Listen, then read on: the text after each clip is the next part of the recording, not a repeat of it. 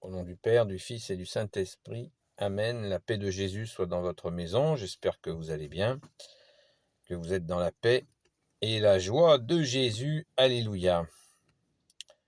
Bien, ce matin, toujours peut-être un petit peu la suite de la question du baptême. Et d'ailleurs c'est dans la parole du jour, la question de la purification. Une précision très importante. Quand nous sommes baptisés, vous savez que pour être baptisé, il faut de l'eau. Et pour qu'il n'y ait pas de confusion, il s'agit bien de notre âme qui est lavée au moment de notre saint baptême catholique. Merci Jésus, alléluia. Parce qu'il y a déjà à l'époque, Jésus a expliqué en long, en large et en travers aux pharisiens de l'époque qui avaient cette obsession, et puis il n'y avait pas que d'ailleurs, puisque de nos jours on parle encore beaucoup des fois, enfin on entend parler des Esséniens ici ou là. Il y avait différents groupes juifs de l'époque et il y avait une obsession de la purification extérieure. Donc, cette obsession de purification, ils voyaient que l'eau les purifiait de tout. Ils étaient dans cette croyance. Et Jésus est venu rétablir la vérité, c'est qu'il ne suffit pas de s'asperger de l'eau pour être purifié. Voilà. On a d'ailleurs de nos jours exactement le même processus avec les musulmans qui s'imaginent que en se lavant, ils sont lavés de leurs fautes. Donc vous voyez, c'est un concept qui a la vie dure, puisque ça fait plus de 2000 ans que Jésus l'a expliqué, mais que beaucoup de gens, par ignorance, eh bien, continuent à véhiculer cette idée que l'eau nous purifie de nos souillures, en fait, qui sont dues à notre comportement. Voilà. Si nous avons de mauvaises pensées, si nous en voulons aux gens, si nous avons des comportements, je ne sais pas moi, méchants, agressifs, eh bien, l'eau n'y fera rien. Psychologiquement, on peut croire que en s'aspergeant, ça va, le fait que j'ai été injuste, agressif envers quelqu'un, ça va me laver. Voilà. C'est psychologique. Mais en aucun cas, c'est la vérité. Voilà. C'est juste une illusion complète que l'eau, voilà, l'eau m'a lavé. Non. Ce qui lave des fautes, c'est déjà, avant de les faire, c'est de travailler à purifier son cœur, comme Jésus l'a dit. Rien d'extérieur à l'homme ne salit l'homme, et c'est ce qui sort de l'homme, de la bouche de l'homme, et avant la bouche de son cœur. C'est Jésus qui l'a dit, ça c'est sa parole, c'est ta parole, bien-aimé Jésus, qui salit l'homme. Un cœur mauvais salit l'homme. Si nous avons des attitudes mauvaises, ça vient de notre cœur. Ça sort par notre bouche, mais ça vient de notre cœur. Donc il nous faut purifier notre cœur, prier, demander, supplier à Jésus de purifier notre cœur. Tout simplement. Et en aucun cas, il y a même chez certaines personnes qui ont des activités sexuelles avec des personnes l'une après l'autre, et même des fois plusieurs en même temps, et ils estiment que voilà, une bonne douche les lave de cette faute, de ces fautes à répétition d'utiliser les corps comme ça. Et donc, ils se lavent, notamment chez les musulmans, c'est tout à fait pratiqué, et en particulier chez les jeunes.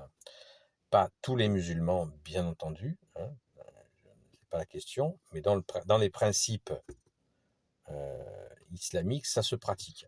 Donc, c'est une illusion. Celui qui enlève les fautes, c'est Jésus. Celui qui nous lave de nos souillures, c'est Jésus. C'est personne d'autre. Le Fils du Père, Jésus, le Fils unique du Père, a le pouvoir de remettre les péchés, de remettre les fautes, de nous donner le pardon, lui seul. Voilà. Donc, il nous faut prier. Si nous nous sentons souillés, eh bien, il nous faut prier. Prier qui? Prier Jésus, qui est le Sauveur, comme son nom l'indique. Jésus veut dire le Sauveur. Voilà. Donc, le Sauveur. Et deuxième nom de Jésus, vous le savez, l'Emmanuel, Dieu avec nous. Donc, c'est très important de prendre conscience de cet aspect, parce que de nos jours, on a l'impression que certaines personnes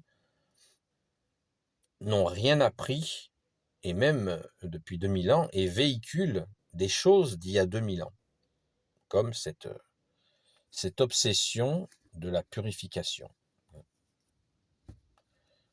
L'exemple, par exemple, quand un musulman touche un chien, eh bien, il va se laver, il va même changer ses vêtements qui ont touché le chien, parce qu'il pense que le chien lui a transmis son impureté, parce qu'il considère que le chien est impur. Donc voilà des comportements. Je ne dis pas que tous les musulmans sont comme ça, mais la doctrine, c'est pas les personnes. Nous, on n'a rien contre les musulmans. On souhaite qu'une chose, c'est les inviter à retrouver Jésus dans leur cœur, pour justement régler la difficulté et être libérés de l'islam. Mais la doctrine islamique dit: le chien est impur, il te touche, il faut que tu te laves. Et puis, il y en a d'autres comme ça. Mais je ne dis pas ça pour parler de la question islamique. Bon, vous connaissez mon opinion sur le sujet. L'islam n'est pas de Dieu, ne peut pas être de Dieu, en aucun cas. C'est impossible.